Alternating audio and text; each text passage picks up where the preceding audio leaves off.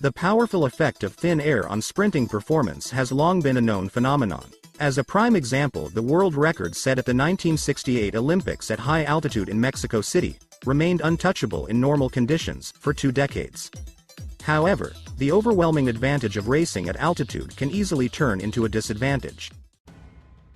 High-altitude acclimatization is the process of adaptation to lower levels of oxygen in the air. This process can take up to 20 days, with the first signs, such as general bodily weakness or discomfort, usually appearing 3 days after arrival. On May 4, 2022, Fred Kerley arrived in Kenya, exactly 3 days before the Kip-Keino Classic, set for May 7 at the high-altitude stadium in Nairobi. Kerley was to renew his rivalry over 100 meters with Olympic champion Marcel Jacobs for the first time since their Olympic race. But to the dismay of the fans, the Italian was forced to withdraw from the race after suffering food poisoning. With Jacobs out of the competition, Kerley became the favorite to win against local hero, Kenyan sensation Ferdinand Omanyala. If I get a good start, then I don't think there's anybody who'll catch me. Omanyala got off to an ultra-fast start, maybe even a little faster than the gun, which caused the false start detection system failure. The race was stopped, but Fred Kerley, Mike Rogers and Filippo Tortu didn't hear the signal, and before they knew what was happening, they have already run 40 meters.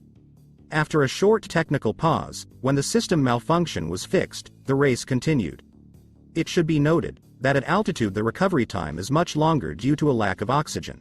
Accustomed to training at sea level with an abundance of oxygen in the air, Kerley needed at least 6 minutes for full recovery after the unexpected 40-meter dash. But instead, 3 minutes later he was in the starting blocks. Omanyala got out fast again and led the race, with Kerley trailing behind in a desperate attempt to catch him. Halfway through, Kerley managed to level the race, but his legs didn't obey his command, as Omanyala pulled ahead to victory. Rogers and Tortu also finished with explicable results. It was a good, nice competition. On to the next one.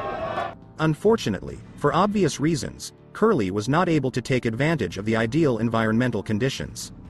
His time of 9.92 seconds translates to 10.06 at sea level, which is way off his actual form. In the same conditions with a tailwind of 2 meters per second and an altitude of 1,609 meters above sea level, Usain Bolt would have run 9:45. What's more, to break Bolt's world record in these conditions, you have to have only 9:70 in your legs. According to Kerley's training tests, he is capable of running that fast. However, running fast in training isn't the same as running in a championship race. Marcel Jacobs also noted that he had blistering speeds in training, but he couldn't replicate them in big races. For this reason, in September 2020 he agreed with a mental coach to work in depth on his fears and ghosts. Only then did he learn how to realize his full potential.